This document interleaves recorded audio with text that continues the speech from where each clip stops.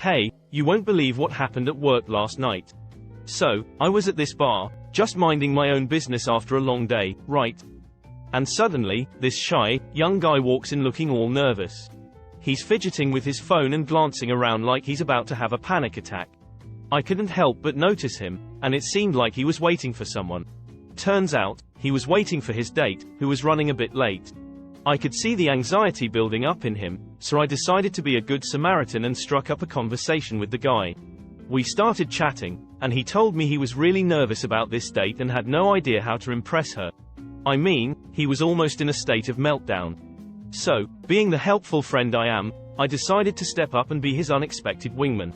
First, I ordered him a drink, something classy but not too strong, you know. A nice whiskey on the rocks.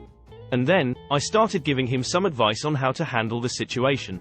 I told him to relax, be himself, and just have a good time. Confidence is key, right? As his date finally arrived, I discreetly kept an eye on him from my spot at the bar. They seemed to be hitting it off, but he still looked a bit unsure.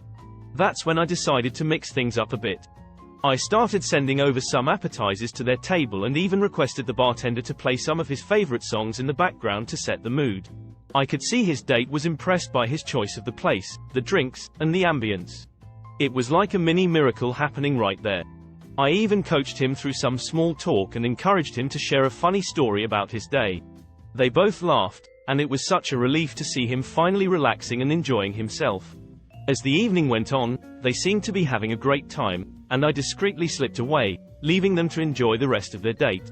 I watched from afar as they exchanged numbers and a goodnight kiss. I couldn't help but smile. It felt good to be an unexpected wingman and help someone make a connection like that. So, yeah, my night at the bar turned into a little adventure in matchmaking. Who knew, right? Anyway, I hope they have a second date because, honestly, that shy guy deserved it after all the coaching and mixology I provided.